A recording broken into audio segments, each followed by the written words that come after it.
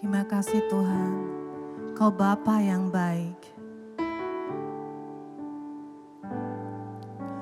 Engkau Bapa yang mengasihiku, tak Kau pandang bentuk dan rupaku. Engkau mengasihiku dengan sepenuh hati, tak pernah sama seperti dunia ini. Engkau Bapa yang mengajariku melewati alam yang kelabu.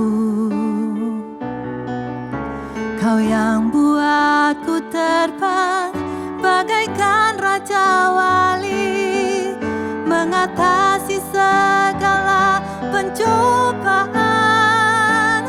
Kau Bapa-Ku yang baik, mengerti bahasa tetesan air mata, tak Kau biarkan ku berjalan sendirian, sebab Kau Bapa-Ku yang baik. Kau Bapa-Ku yang baik, mengerti bahasa tetesan air mata, tak Kau biarkan ku berjalan sendirian, sebab Kau Bapa-Ku yang baik. Engkau sungguh baik. Terima kasih Tuhan. Haleluya Yesus.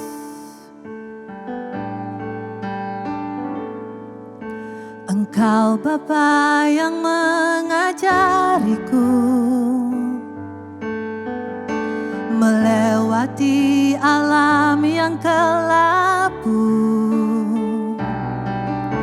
Kau yang buatku terbang bagaikan raja wali, mengatasi segala pencobaan. Kau Bapa-Ku yang baik, mengerti bahasa tetesan air mata, tak Kau biarkan ku berjalan sendirian, sebab Kau Bapa-Ku yang baik. Kau Bapa-Ku yang baik, mengerti bahasa tetesan air mata, tak Kau biarkan ku berjalan sendirian, sebab Kau Bapa-Ku yang baik. Engkau sungguh baik. Engkau sungguh baik. Oh, Engkau sungguh baik.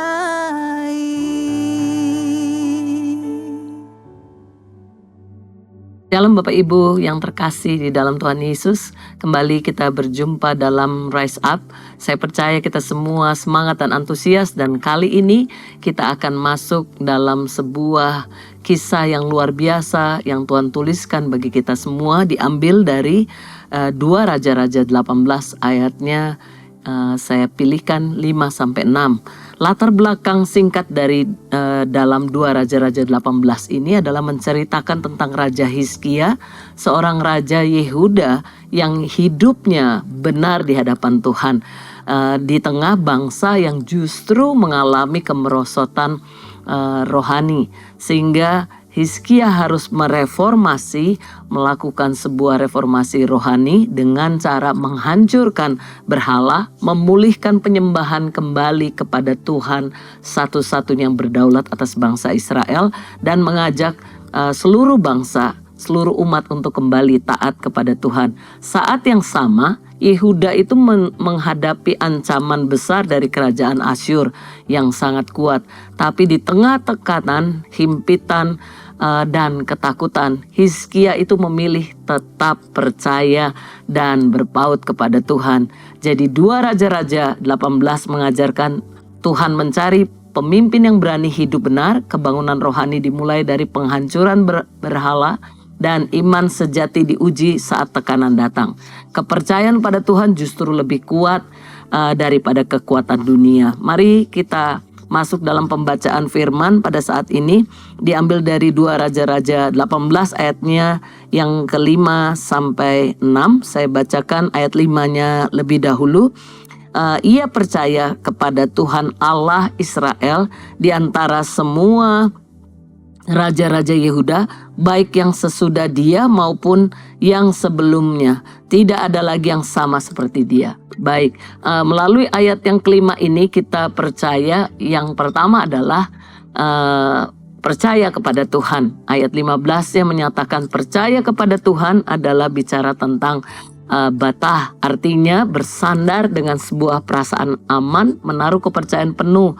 Kata ini bukan sekedar percaya secara intelektual, tapi justru menyerahkan beban-beban kepada Tuhan karena ia yakin hanya Tuhan yang sanggup memegang hidup kita. Dan yang kedua adalah dari ayat 16 saya bacakan, ia berpaut kepada Tuhan dan tidak menyimpang daripada mengikuti dia dan berpegang pada perintah-perintah Tuhan yang telah diperintahkannya kepada Musa. Jadi ayat 16 ini berpaut kepada Tuhan artinya dabak. Maksudnya apa sih? Melekat erat, nempel terus, tidak terpisahkan. Dan ayat ini dipakai untuk sebuah hubungan yang sangat dekat, tidak terputus.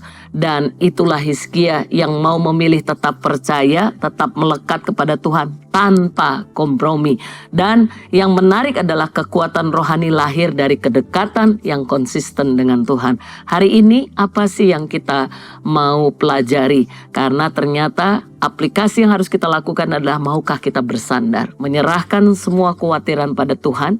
Dan kedua adalah melekatlah erat, jaga hubungan yang intim akrab dengan Tuhan dengan membangun saat teduh seperti ini. Yang ketiga, maukah kita tetap setia? Mari kita masuk dalam doa. Tuhan, kami mengucap syukur dan berterima kasih karena kami memilih untuk tetap batah, percaya, bersandar sepenuhnya kepadamu. Kami juga mau melakukan dabak, melekat erat kepada Tuhan setiap hari dalam hidup kami, dalam segala keadaan. Apapun itu Tuhan, ada kekuatan Tuhan atas hidup kami, dan kami memilih untuk tetap percaya dan setia karena Engkaulah yang berdaulat dan memegang kehidupan kami. Di dalam nama Tuhan Yesus kami berdoa bersyukur. Amin. 2 Raja-Raja 18. Hizkia, Raja Yehuda. Maka dalam tahun ketiga zaman Hosea bin Ela, Raja Israel, Hizkia, anak Ahaz Raja Yehuda menjadi raja. Ia berumur 25 tahun pada waktu ia menjadi raja dan 29 tahun lamanya ia memerintah di Yerusalem. Nama ibunya ialah Abi, anak Zaharia. Ia melakukan apa yang benar di mata Tuhan, tepat seperti yang dilakukan Daud, bapa leluhurnya. Dialah yang menjauhkan bukit-bukit pengorbanan dan yang meremukan tugu-tugu berhala dan yang menebang tiang-tiang berhala dan yang menghancurkan ular tembaga yang dibuat Musa. Sebab sampai pada masa itu orang Israel memang masih membakar korban bagi ular itu yang namanya disebut Nehustan. Ia percaya kepada Tuhan, Allah Israel, dan di antara semua raja-raja Yehuda, baik yang sesudah dia maupun yang sebelumnya, tidak ada lagi yang sama seperti dia. Ia berpaut kepada Tuhan, tidak menyimpang daripada mengikuti dia, dan ia berpegang pada perintah-perintah Tuhan yang telah diperintahkannya kepada Musa. Maka Tuhan menyertai dia. Kemanapun juga ia pergi berperang, ia beruntung. Ia memberontak kepada Raja Asyur dan tidak lagi takluk kepadanya. Dialah yang mengalahkan orang Filistin sampai ke Gaza dan memusnahkan daerahnya, baik menara-menara penjagaan maupun kota-kota yang berkubu. Dalam tahun keempat zaman Raja Hizkia, itulah tahun ketujuh zaman Hosea bin Ela, Raja Israel, majulah Salmaneser, Raja Asyur, menyerang Samaria dan mengepungnya. Direbutlah itu sesudah lewat 3 tahun. Dalam tahun ke-6 zaman Hizkia, itulah tahun ke-9 zaman Hosea, Raja Israel, direbutlah Samaria. Raja Asyur mengangkut orang Israel ke dalam pembuangan ke Asyur dan menempatkan mereka di Halah, pada sungai Habor, yakni sungai negeri Gozan, dan di kota-kota orang Madai, oleh karena mereka tidak mau mendengarkan suara Tuhan, Allah mereka, dan melanggar perjanjiannya, yakni segala yang diperintahkan oleh Musa, hamba Tuhan. Mereka tidak mau mendengarkannya dan tidak mau melakukannya. Yerusalem dikepung oleh Sanherib. Dalam tahun ke-14 zaman Raja Hizkia majulah Sanherib, Raja Asyur, menyerang segala kota berkubu negeri Yehuda, lalu merebutnya. Hizkia, Raja Yehuda, mengutus orang kepada Raja Asyur di Lahis dengan pesan, "Aku telah berbuat dosa, undurlah daripadaku, apapun yang kau bebankan kepadaku akan kupikul." Kemudian Raja Asyur membebankan kepada Hizkia, Raja Yehuda, 300 talenta perak dan 30 talenta emas. Hizkia memberikan segala perak yang terdapat dalam rumah Tuhan dan dalam perbendaharaan istana raja. Pada waktu itu Hizkia mengerat emas dari pintu-pintu dan dari jenang-jenang pintu bait Tuhan, yang telah dilapis oleh Hizkia, Raja Yehuda, diberikannya semuanya kepada Raja Asyur. Sesudah itu Raja Asyur mengirim panglima, kepala istana dan juru minuman agung dari Lahis kepada Raja Hizkia di Yerusalem disertai suatu tentara yang besar. Mereka maju dan sampai ke Yerusalem. Setelah mereka maju dan sampai di situ, mereka mengambil tempat dekat saluran kolam atas yang di jalan raja pada padang tukang penatu. Dan ketika mereka memanggil-manggil kepada raja, keluarlah mendapatkan mereka Eliakim bin Hilkia, kepala istana, dan Sebna, panitera negara, serta Yoah bin Asaf, bendahara negara. Lalu berkatalah juru minuman agung kepada mereka, "Baiklah katakan kepada Hizkia, beginilah kata Raja Agung, Raja Asyur, kepercayaan macam apakah yang kau pegang ini? Kau kira bahwa hanya ucapan bibir saja dapat merupakan siasat dan kekuatan untuk perang? Sekarang, kepada siapa engkau berharap, maka engkau memberontak terhadap aku? Sesungguhnya, engkau berharap kepada tongkat bambu yang patah terkulai itu, yaitu Mesir, yang akan menusuk dan menembus tangan orang yang bertopang kepadanya. Begitulah keadaan Fir'aun, Raja Mesir, bagi semua orang yang berharap kepadanya. Dan apabila kamu berkata kepadaku, kami berharap kepada Tuhan, Allah kami. Bukankah dia itu yang bukit-bukit pengorbanannya dan mesbah-mesbahnya telah dijauhkan oleh Hizkia sambil berkata kepada Yehuda dan Yerusalem, di depan mesbah yang di Yerusalem inilah kamu harus sujud menyembah. Maka sekarang, baiklah bertaruh dengan tuanku, Raja Asyur, aku akan memberikan 2000 ekor kuda kepadamu, jika engkau sanggup memberikan dari pihakmu orang-orang yang mengendarainya. Bagaimanakah mungkin engkau memukul mundur satu orang perwira tuanku yang paling kecil? Padahal engkau berharap kepada Mesir dalam hal kereta dan orang-orang berkuda. Sekarang pun, adakah di luar kehendak Tuhan aku maju melawan tempat ini untuk memusnahkannya? Tuhan telah berfirman kepadaku, majulah menyerang negeri itu dan musnahkanlah itu. Lalu berkatalah Eliakim bin Hilkia, Sebna dan Yoah kepada juru minuman agung, silakan berbicara dalam bahasa Aram kepada hamba-hambamu ini, sebab kami mengerti. Tetapi janganlah berbicara dengan kami dalam bahasa Yehuda sambil didengar oleh rakyat yang ada di atas tembok. Tetapi juru minuman agung berkata kepada mereka, adakah tuanku mengutus aku untuk mengucapkan perkataan-perkataan ini hanya kepada tuanmu dan kepadamu saja? Bukankah juga kepada orang-orang yang duduk di atas tembok, yang memakan tahinya dan meminum air kencingnya bersama-sama dengan kamu? Kemudian berdirilah juru minuman agung dan berserulah ia dengan suara nyaring dalam bahasa Yehuda. Ia berkata, dengarlah perkataan Raja Agung, Raja Asyur. Beginilah kata Raja, janganlah Hizkia memperdayakan kamu, sebab ia tidak sanggup melepaskan kamu dari tanganku. Janganlah Hizkia mengajak kamu berharap kepada Tuhan dengan mengatakan, tentulah Tuhan akan melepaskan kita, dan kota ini tidak akan diserahkan ke dalam tangan Raja Asyur. Janganlah dengarkan Hizkia, sebab beginilah kata Raja Asyur, adakanlah perjanjian penyerahan dengan aku dan datanglah keluar kepadaku.